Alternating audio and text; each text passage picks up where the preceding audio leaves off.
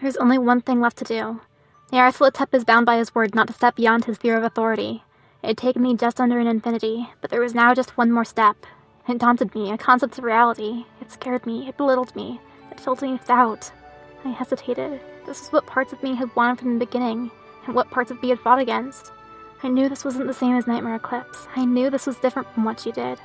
But I want to do this, but I don't know if I should. I'm scared. And why is that, my daughter? A white filly, appearing as a Pegasus, fluttered next to me. So many new ones exist where there had been zeros in creation's great equation. In the space she flapped her wings. She flapped till she was eye level with me, blue eyes that showed an infinite plane. I looked at her and stared down eternity. I'm scared I'd be no different than how Nightmare Paradox was, how I was, if I do this. I'm afraid this will be selfish. Why do you wish to? What is your reason? I watched as several lights emerged from her. She nuzzled them with tender care and allowed them to go be conceived, watching them go with a look akin to a mother watching her foal move out of the house. Because Rainbow Dash had a point. There are ponies who never got to live out their lives because of discord. But I don't want to sacrifice one world for another. I guess I want both worlds to be able to live. A road where ponies can have their happy ending without 1,000 years of meaningless suffering, existing alongside the road where they fought through a millennium of pain for their happily ever after. And why does that scare you, my daughter? You have opened so many paths already. I'm scared I'd be no different than how Nightmare Paradox was, eating my cake and having it too. I'm scared of becoming her all over again. I'm changing my own timeline to create a twin for it. Part of the duty you've taken upon yourself is to guide mortals along the paths of fate that are best for all involved. But never once did you take direct control of them. Not just because you knew it was against the rules of the world, but because you knew it was wrong. It is not in your nature. As a nightmare, you didn't care who was harmed for your vision. But now, you worry about overstepping your bounds, even if it is what you desire. Some of the Watchers think I've already overstepped my boundaries. And some believe what you have done is great and wonderful. But who's right? You have done much, Amicitia. Who is to say that what is right in one instance is correct in all instances, or vice versa? And who is to say that there must always be a right and wrong in every discussion? Can evil not conflict with evil and good conflict with good? Why, then, can right not conflict with right? Is a civilian who praises the masked pony for saving their life any more wrong than a guard who says the pony broke the law by being a vigilante? Or are both right to see her as they do? What is important is to do what you believe is right. I don't know. No, I know what to do to make the change happen, but not precisely how to do it. I know I won't get a second chance. You are scared of that as well? Yes, I'm scared. If it doesn't work, and if it does, I don't know if the price can be taken back, or even if it was, if it'd be right to take it back. Forever is forever, even when divided. Do not be afraid. You shall not become less. If anything, you will become more. Do you fear for the effect your choice will have on the mortal realm? Yes, I do, Mother. Good. Havoc was correct when he said fear is not simply a mind destroyer. In the proper amounts, in the proper places, it makes us question our actions and make sure we know what we are doing is right. Do not let this fear rule you, but also do not pretend it has no meaning. Fear the possibility you could be doing wrong. Listen to it and use it to ensure you have seen how your actions might affect others before you perform them. But do not let it consume you completely and block out reason. Fear without reason and reason without fear are both dangerous things. And in what you seek to do, doing either is a mistake you cannot afford to make when so much relies on you being right. I understand. Mother, what must I do? You've been a guide and a light in the darkness. Now you must be a surgeon. And like a surgeon, choose well where you make your cuts. You are not a researcher performing an experiment. You are a doctor trying her best to let life thrive. I think I know what to do. Thank you, Mom. I left her and traveled up and down my branch, my own river of fate. There's one truth I'll accept. The truth hurts. The truth is cruel. And it won't be part of something that awful again. Sweet little lies are so much kinder. The question is going to shatter into 1,000,000 pieces! Just you dare try and say there's anything funny about that! Be generous to yourself, care for yourself, love yourself, because you're the one that deserves it the most. To embody kindness is to be a stepping stone. To embody cruelty is to be the stepper. I've been kind for far too long. It's time to be cruel. Before, I made a choice between you guys and Gilda, and now I've made a choice between Cloudadale and you. Guys, for what it's worth, I'm sorry. I'm average and invisible, Trixie. I'm not anything special. I'm not anything. I'm nothing. Who cares for a unicorn that's the same as any other? I've always thought I knew so much, but I see I've understood so little. I'm so confused, but maybe the confusion is better if understanding is so horrid. Everything is darker now. I feel cold, but I'm not afraid. Why is my coat turning gray? I looked closely, at every possible place in the timeline, at every possible event, looking for the best way to do this. I tried to nudge things, knowing the violent reprisal brute-forcing things would bring. It may be a concept, but I don't have a do-anything-I-like license. As much as I can change, the moment I try to change something the rules say cannot be changed, the universe itself will enforce them. Concepts have rules for a reason, and they're not always self-enforced. With beings like Morningstar and being capable of existing, there had to be a lockkeeper, and if I step over the line, it will wake up. There is no one event to change, but there is one pony to change. Myself. Discord destroyed me by turning my friends into horrid strangers. Spike couldn't save me, not when he was faced with Discord. Poor little dragon. I'm sorry, Spike. I finally understand. I understand why protecting Rarity, protecting me, and being able to, meant so much to you as we fought against Discord, Valiard, Rancor, Cruelty, and Eclipse. You were trying to be better than how you were before, too. This would be different from all the resets I did as Nightmare Paradox. This would be creating, not unmaking. This wasn't tearing down Libra's art gallery, it was adding a new wing. Perhaps this is what those who decided wanted all along. This left the last resort. No, this was the only resort, right from the start. This won't take a simple ripple like the one Rancor created. This will need a complete and total shockwave. I always was a stubborn little unicorn. I had to get scared, but I can't ask this of any pony else. All that I was, all that I am, and all that I shall become. Time travel is completely different from reality revision. In reality revision, you aren't changing the past, you're changing everything. What you erase becomes never was, and what you create always was. Kind of like the birth and death of concepts, really. It's also different from my guidance giving ponies a dose of compassion and sanity. There, I was just giving gentle nudges. Pushing my own hooves into things had a habit of creating unforeseen consequences. This might as well. The ponies I'd create in this reality, everything that would become of them, lay on my shoulders. But when it comes to this, gentle nudges are not enough. Even stopping the Crusaders' fight in front of Discord's statue would do nothing but delay his awakening, if anything. And there were many factors involved, such as Discord's brute force brainwashing. If I did succeed in helping my friends beat his games, there might end up being 5 daughters of Discord like Fluttercruel, and potentially an irrational, angry Discord. As it was, his silver tongue was as dangerous a weapon as his magic. His words rooted their way into my friends' minds deeply. Reminding Celestia to check on Discord's imprisonment wouldn't work because they'd lost track of his statue, and I had no way to prove the one in the courtyard was him through the means I had without crossing the line. And since I was Twilight Sparkle, altering my own past is something that I couldn't do directly if it hadn't already happened. Concepts are immune to paradoxes. The mortal pony I started out as isn't. Particularly when I was creating a new timeline where it was entirely possible she wasn't going to become me, period. The only way to change the timeline is to introduce something new to fate, like Rancor to my world, a new light whose existence will ripple through time. Problem is, the moment they do change fate, they gain their own fate they can't cheat because they are now involved in events. Only those who exist outside of a timeline can introduce new elements. Otherwise, all you get is a causality loop. And even then, fate will eventually violently reject any attempts you make to change things unless those elements are assimilated by the timeline and accepted as part of itself rather than a foreign element. Think of it like a drawing. Once it's drawn, the only ways to add something to it are to either erase what has already been drawn or to draw it again with a new aspect added. I asked Arimo to run the infinite calculations needed. He also helped me hammer out the details of what I intended to do. I'd had a good idea of it, but having a second opinion was always welcome. I may be an egghead, but a sizable chunk of my ego was shed when I was reborn, and I accepted the alicorn of knowledge was more intelligent than I was. This was too important for there to be any mistakes. The spell would do exactly what I wanted it to, but the same could be said of a wish spell. Magic can work perfectly as intended and still cause trouble if you don't check the facts thoroughly. But that was all in my past, long before I came to this moment. It was time to end all this confusion. No more effect than cause. Time for the greatest spell I had ever done. Amicitia! Twilight! I turned my head. Cadence?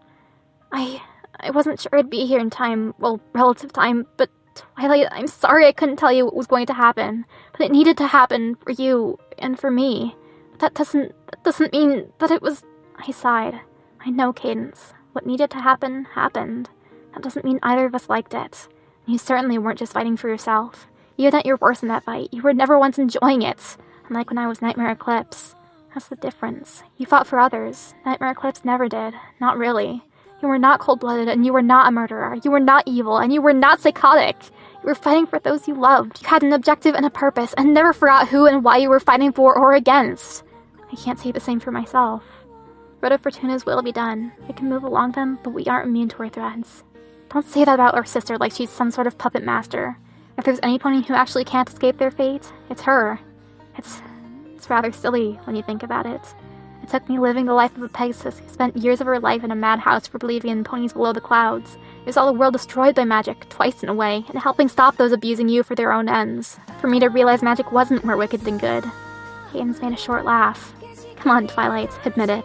It is a little funny. Magic. It was just a tool, Cadence. Pony's own decisions about Libra, the world, to that fate. And it was the magic of friendship that enabled that world to live through its true darkest hour. And it was the magic of friendship that helped me save Patch when she needed saving the most. She nuzzled me. Thank you, Amicae. I nuzzled back. You're welcome, Cadenza. Bright glow. I was Clover, and Patch was my friend too, don't forget. I just wanted to share that with you, for you to know that I do, and will always love you, little sister. And I hope you can still love me somehow. I'll always love you too, Cadence. That will never change, no matter what happens. Thank you, Twilight Sparkle to Alicorn, Amicae, Concept of Magic, my sister. You have my blessing. Do what your heart and mind both say needs to be done. We hugged, touched our horns against each other, felt each other's concepts. One last time? I asked. For old time's sake? She gave a warm smile. Sunshine, sunshine, ladybugs awake. Clap your hooves and do a little shake. Cadence made sure to be a safe distance from what was about to happen. I called upon the magic within me, myself within myself. I called all magic in creation, all of myself in creation. I drew myself within myself. I pulled myself within myself. I am myself. I am all of myself. I do not rule all magic. I am all magic. I shine brighter than I ever have across the heavens, not visible to mortal senses or the divine within mortal existence, for I am still outside of it. All of me. I spread out my wings and held my horn up high, and struck the most regal, royal, and divine pose imaginable. Dear Princess Celestia, this will be my atonement. Look upon this moment, my wonderful teacher. This shall be what lights the darkness, a chance for every pony to be happy. Your faithful student, Twilight Sparkle. Then I blow myself up, twice. Did it work? A little filly, an adult mare, and an old lady all said at the same time. The three took a moment to look at each other. It was like looking in a mirror. I would say it did, observed Half-Light Dusk. Well, this is interesting, Half-Light Noon said, looking at her wings and testing them out. They felt as natural as when she'd fought Enderdash. I see me! I see me! I see me! Half-Light Dawn giggled as she hopped around the other two like a hyperactive frog, thinking of when she had played with apple pie. Ditto, kiddo, Half-Light Noon said, looking at the filly, then at the old mare with a wince. Didn't realize how I looked with wrinkles. And I didn't realize how tactless I can be, Half-Light Dusk said without a hint of spite. Just being honest. Same here. I can give myself horsey rides! I can take myself to the fair! This is so cool! Dawn shouted happily, hopping from the Pegasus to the old unicorn. Glad you think so, Noon said, sounding regretful. Dusk asked. I believe we can feel that again now. Don't bet on it, Noon responded. Did you know talking to yourself is a sign of being weird? Dawn asked eagerly and helpfully. Pegasus sighed. Oh yeah, this is gonna take a lot of getting used to. Don't worry, it shouldn't be that awful. We've always considered ourselves wonderful company, yes? Dusk, the spirit of happy conclusions, asked. I recall our pony found us boring company half the time. I'm not boring, Dawn protested. I promise you aren't, kiddo. The Pegasus ruffled the filly's mane lovingly. I bet Apple and her friends won't think I'm no fun to play with now, Dawn, the spirit of happy beginnings, cheered. I almost want to see what these wings can do compared to Rainbow Dash, said the spirit of happy journeys.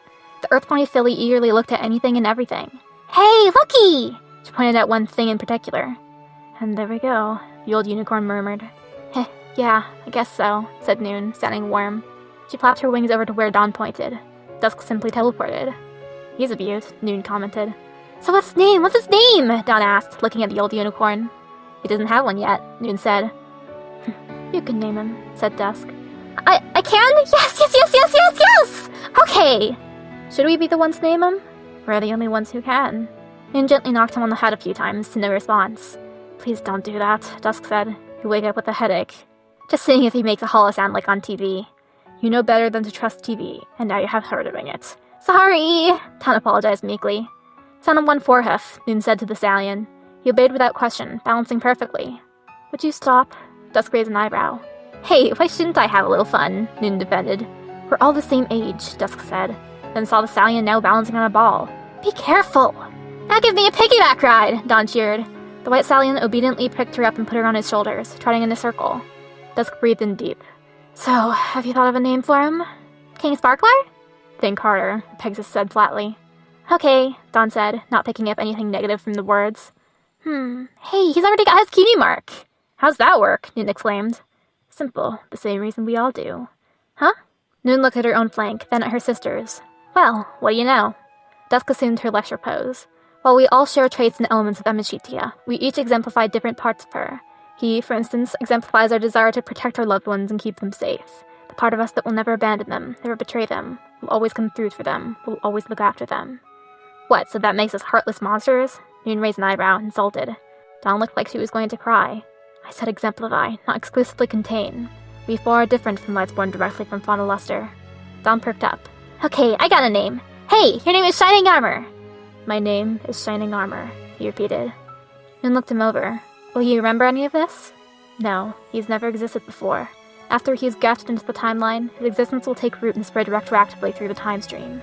Right now, he is basically an existence with no context, an archetype, a seed with no soil, like a character sketch without a story. He has fragments of a personality, but no past or motives yet. Then I'll give him some, Noon said assertively and put a huff on his shoulders. Please keep them direct and to the point. Keep Twilight Sparkle safe. Keep your little sister happy. Protect her from the dark monsters under her bed. Be there for her even when she thinks she doesn't need any pony. Please look after her. Don't let her seal herself up completely. And let her see that being with other ponies isn't so bad. And always let her have the last slice of— Noon! Tusk actually seemed angry. Just kidding! Keep her safe. Keep her happy. Protect her from the dark monsters under her bed. Be there for her even when she thinks she doesn't need any pony. Look after her. Let her see that being with other ponies isn't so bad. And always take the last slice of cake before she does. Hey, that's not what you said, Dawn said. Noon laughed. I like this guy. It would seem your incomplete instructions forced him to fill in the blanks. Now please stop fooling around with him. Noon fluttered her wings a little. All right, just having some fun, like family does. It's not like I'd add anything nasty to him. Dusk smiled and nodded. I know. I know you wouldn't, because I wouldn't. Half-Light Noon wing-hugged him. Dawn hugged his legs. Dusk nuzzled him. He was as still as a toy without batteries. So, what'll he do? Dawn asked. In a world where Twilight Sparkle was an only child, she succumbed to despair fast and completely on Discord's Day of Chaos. Twilight's bonding with the other element bearers represented her first ever real experience with friendship. Hey, what about Spike? Dawn protested. Spike was a special case. The point is that when Discord warped her friends, her heart was crushed utterly, so that not even all the letters of Celestia Spike Bellstep could bring her back to her old self. On the other hoof, in a world where Twilight Sparkle has Shining Armor for a brother, she'll have had some experience with friendship already, even if on a familiar level. Thus, the letters will work on her, said the unicorn. So, he'll give Twilight the strength to resist Discord for just a little longer, for Luna to do her thing? Yes, that is why he exists. What does he do after that? Noon asked, not liking the idea of him being just dismissed afterward. That's his own choice, Dusk said. So he'll just appear in every pony's memories? Dawn asked. Not precisely. He will be going forward and backward in time. As he interacts with others, he will go backwards into their pasts and interact with them there as well. Noon's wings and ears welted. We are so not going to be on speaking terms with Rhoda Fortuna for a while. Can we trust him to help Twilight? He's the part of us we can trust the most to. Alright then. Noon nuzzled him. Good luck, big guy. You've got a big job ahead of you. Convince an antisocial bookworm who sees friendship as the world's biggest waste of time to warm up just a tiny little bit. Can you do it? Mission accepted, he replied in a robotic monotone. Noon pointed at him. He's not going to be this way after he gets memories and forms bonds with others and does some growth, is he? No, he's already beginning to develop his own persona, but right now he has nothing to animate his freedom of will yet. He's had no experiences to shape a personality beyond what Amicae gave him, unlike us who have our memories. Good. I remembered. Being a soulless robot is no good at all. She nuzzled him again. Shining Armor, I wish you well. I hope things work out for you. Protect her. Give her heart the little coaxing and kick in the flanks it needs. I know you can do it. Thank you. Let's have you take your nap now. Dusk touched her horn with his. He closed his eyes and slumped over like a sack of potatoes. Ugh, heavy, ain't he? Noon said, pushing him up. Aren't we so lucky to have a big, strong big brother to look after us? Dawn said. Yeah, I guess we are. Okay, Shining Armor, let's send you home. Shining Armor twitched in his sleep as they began to carry him into mortal existence. Is Shiny okay? Dawn asked as she helped carry him. He's dreaming, Dusk said. After we introduce him to this timeline, he'll cascade, the same as any existence. Right now, between existence and not, he's seeing various versions of himself that are out there, as other versions of us do the same as we are doing. Inserting him into the universe, it'll spread all the way straight back to the Heart World. That'll royally tick off some continuity-concerned status who watch something fierce when he pops out of nowhere, Noon said. Seriously, they'll hate the lack of foreshadowing. A price we'll have to pay, Dusk said. Besides, the shadows who make must approve for him to exist in the Heart World, which he does. Or he existed there first, and this is how our big brother in our little branch multiverse came to be, Noon remarked. I am beginning to remember why the multiverse falls under things ponies were not meant to comprehend. Wait, Dawn said. If either of those are the case, then couldn't he have existed but been erased and that's why Discord won? Dusk sighed. No, that is an impossibility. Ermo doubled and triple checked, and neither in our timeline nor any of its branches has a Shining Armor existed before this moment. If Shining were erased, even by entropy, then Shining Armor would exist in at least one of our branches, because only our version would cease. Nightmare Eclipse was a unique case, in that she bounded every version of herself to her, meaning she robbed herself of any other fates but the one she experienced. For every creature else, each version on a different branch will meet with a different fate that is the sum of all their choices. Oh, hey, look! A timeline where he helps Cadence and the Nazi defeat Discord! Tusk sighed, while Noon just chuckled. So of all the points in time and space, why are we inserting him here? Noon whispered. Dawn was wearing a cliché burglar costume. Noon was dressed like a kabuki theater ninja. Dusk spoke. 1. This is right before Nightmare Moon is freed from her prison sentence, so Celestia's senses, Discords, and others of their power level are all focused elsewhere. This makes it easier for us to get him in undetected. 2. Due to his presence being inserted at this time, it'll create a strong wave. This should affect Twilight's mindset just before she leaves if things go as they should. 3. This room's close enough to Twilight so time will adjust, so they've been able to interact and will be able to interact. Should have put him in Ponyville then. Twilight will cling to him if he's in Ponyville with her. She needs to make friends, and having Shining Armor with them on their quest will weaken the flames that their Fireforged friendship was born from. Got it. So, Ursa and Meae are in the living room, why not insert him at birth? 1. He's already a stallion. We can't change how he's born as, no more than we can change our ages. 2nd, it would be rather illogical for him to have the traits he was given by Amicae at birth, and some might be buried in his lifetime. And 3rd, because if we did that, we couldn't ensure he'd live until Twilight's born, let alone that they'd have time to form a bond. Dusk seemed clearly disturbed by that thought, as were the others. Okay, so why here? Dawn spoke up, sounding proud of herself. My idea! He's a knight in shining armor, so he's gotta be a royal guard, and protect princesses like Nanny Katie. Good thing I had this empty barren room. Well, not so barren for much longer after time and space do their thing. Please tell me we never called Cadence that. We didn't. We seem to be developing different personas as well. Thank goodness. But she's right. Having him here, reality will do the rest. In this moment of time, he is redefined as a royal guard. This is his bedroom. He is Twilight Sparkle's elder brother. Everything after will grow from that.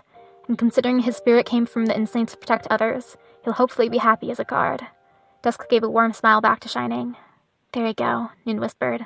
Tucked in bed, nice and tight. Good night, little brother. Noon kissed him on the forehead. Happy birthday. Dawn kissed him on the cheek. Nighty-night!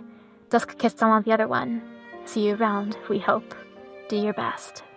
They left. The existence graph took hold, spinning and growing, becoming one with the timeline and integrated as a part of it. And finally, Rainbow Dash. She wouldn't leave us. But she did. It doesn't make sense. Nothing makes sense. Confusion tears through my mind like a maelstrom. This has to be a dream, an illusion, an alternate reality, or something. I was crying in my bedroom, not long after I'd earned my key mark. What had I done? Mom, Dad, what had I done? I heard the door open. Twilight, what's wrong? I look up to see Shiny looking down at me worriedly. Some of the grown-ups said, they said I'm a monster. They said some pony should lock me up so I can't hurt any pony. I turned Mommy and Daddy into plants and made that cute little baby dragon into a monster. Maybe they're right. I couldn't stop crying. Was I really a monster like they said? He hugged me. Twilight, you're not a monster. Princess Celestia wouldn't have accepted you as her student if she thought you were. She'll make sure everything will be okay. And so will I. I look up to him with tears still in my eyes. Really? You promise, B.B.B.F.F? He gives me a smile. Yeah, promise. Don't worry about a thing, Twilight. I will always be there for you, and I'm always going to be. I looked up to him. He wasn't afraid of me. Okay. Thank you, B.B.B.F.F. And I'll have yours if you need it too, okay? Okay. Happy to know I can count on you too, Twilight. No, this is real. It's crazy as heck, but it's real. There are still ponies counting on me, on us. My parents, my brother, my friends, they all need me. I can't let them down. Come on, girls, step out of it. Upjack startles at my reaction and goes over to Rarity's diamond instead of me. What was she about to say? Girls, why are you all acting like this? I asked my friends, who ignored me like I wasn't there. Pinkie Pie just continued to blow up with Fluttershy, who just pointlessly teased her. Applejack and Rarity were now in a brawl. We need to stick together, the same unicorn, pleaded. Discord laughed at my friends at each other's throats. It's just too entertaining. I couldn't take it. You said this was a game, right? Aren't games supposed to have rules? Stop it, Discord. You're not playing fair. Spike lay pathetically on the floor, looking to be in outright agony. Can't move. The princess has been sending these since I came back upstairs. He involuntarily breathed green flames, spawning a scroll. Make it stop, he begged. I curiously looked at the mess of papers and unfurled some. Wait a minute. These are all the letters I've written to the princess since I've lived in Ponyville. But why would she send them back? What's this? I heard Discord say as he finally noticed the spell reaching completion, too late for him to stop it or escape. No. I opened my now glowing eyes to see the dumbstruck Akuno was frozen in shock on his throne as the rainbow was let loose. It's over. The nightmare is over. Every pony, Mom, Dad, Spike, B.B.B.F.F, we did it! Split! Half-Light Noon laughed, danced, and flew as the elements of harmony turned Discord back to the stone existence he had endured for the past 1,000 years, and was looking to endure for a few thousand more. They did it! They did it! Dawn danced as well. The three stood on a convenient hill overlooking Ponyville. Half-Light Dusk said slowly, breathing out in relief. Yes, they did. Dusk did a quick check to make sure, and our original timeline is still in place. The split was a success. Thank Mother and Father. And Shining Armor. Captain Shining Armor, actually, said Noon. Dusk blinked. Captain? Noon nodded. He was promoted the day Nightmare Moon escaped, from what I found out. Seems quite happy, too. Oh! Noon stopped and produced a small crayon drawing. And I also found this. I think it's rather telling of how our brother's past has been shaping out. Half-Light Dusk looked, and if she wasn't immortal, might have had a heart attack. He's got a crush on Cadence? Why would he crush her? Dawn asked, confused. She means he likes her, Noon said. Oh, I like her too, so I have a crush on her too! Not quite the same. I'll explain it to you later. So Dusk, didn't see that one coming, did ya? No, I did not. Life is defined by both choices and surprises. Noon smirked. Welcome to the wonderful world of contradictions. And hey, maybe this Twilight will get Cadence as a sister too. I got to play with Sally while she was a filly in the castle. Did either of you? Dawn asked randomly. No, I did not. Neither did she, Dusk said. Now let's get started. We have a lot of work ahead of us. Work? The two younger ponies exclaimed. Our job here is far from done. We have several ponies now suffering from the mental and emotional damage Discord did to them, not the least of which includes Celestia herself, psychologists whose job it is to help ponies with visible scars, and Twilight and her friends. We traveled along so many branches, across and up and down. Are we simply going to stop here? No way, Noon said simply. Nope, Dawn shook her head. Good. And as I said, let's get started. We have some very traumatized psychologists who need our help first, but right after, we have something else we need to speak to. So we're not glued at the hip or anything, are we? Not being able to exist away from each other for a certain length of time or distance or anything like that? I do not think so. We are free to act and think and feel independently, after all, even if we by virtue came from the same soul as Shining. It's just that the lion's share of the blast was devoted to creating him, while we were somewhat secondary products. We are in totally unknown territory. There possibly wasn't enough left after creating him to make each of us like him. You sure about that? I don't feel like a split personality. We're not, nor are we simply aspects or avatars. We are a unique phenomena. Phentomena? We're ghosts? Dawn asked, suddenly sounding scared. No, we're something special. Oh, okay, being special is great! Also, Dusk said, we still have our ability to see through and travel up and down the time stream, within reason given we are currently in it instead of outside it. And we can manifest mentally or physically, depending on which circumstance will better serve. I know that part already, Noon said. Me too, Dawn nodded. Well, now that we've helped Princess Celestia, Dr. Freudian Excuse, Dr. Headscratcher, poor Dr. Hoofwave, and the hospital staff, we have somebody else who I think has much to speak about. But you said our cover story's interviewers was not to be allowed in until a few weeks later, Noon said. That is how Meae perceives us, and what Celestia's official word will say. So who? Fluttershy. Dawn asked the common sense question. Wouldn't we just scare her really bad if we shut up in the middle of the night to talk to her or began speaking in her head? Don't worry. This one we'll be experiencing with her.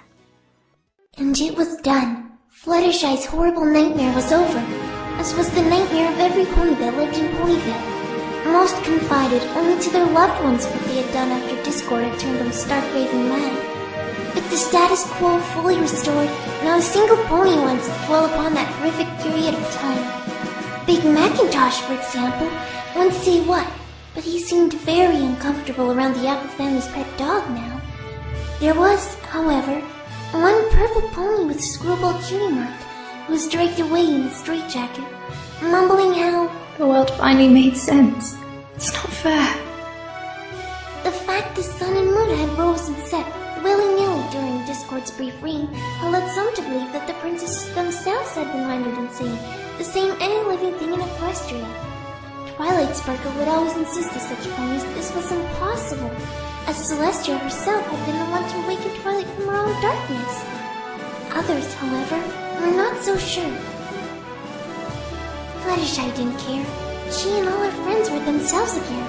The land was healed, ponies were healed, Celestia and Luna and Harmony itself were now belonging to Equestria again. And discord was sealed away once more. And hopefully, this time, kept in a better holding place. After what had to be one of the biggest parties Pinkie Pie had ever thrown in her life, and coming home so late it was almost early, Fluttershy walked half asleep to the cottage near the edge of the evergreen forest. Most ponies found it a contradiction that such a timid, others said cowardly, pony could endure living right next to such dangerous wilds. For Fluttershy it was simple logic. That was where the woodland creatures her nature helped lived. Do you remember how pearls are formed? They start out as a tiny bit of sand inside an oyster. It's not pleasant for the oyster, but eventually that tiny bit of sand develops into a beautiful pearl. You just had a bad parent, but I promise to help you. I don't need your help, Flutterface! It's funny how it's the fillies who need the most help are the ones who say that sort of thing loudest. But it's late, dear, and we should both be off to bed. Hush now, quiet now, it's time to lay your sleepy head. No, you can't just sing me to Fluttershy heart. Hush now, quiet now, it's time to go to bed. Fluttershy walked away from the mirror and began to head up the stairs, feeling drowsy.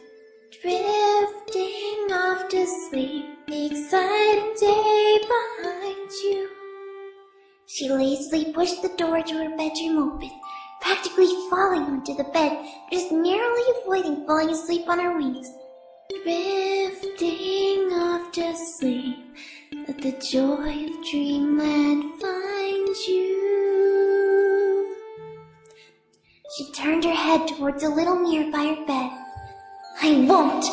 I'm stronger than... You can't do...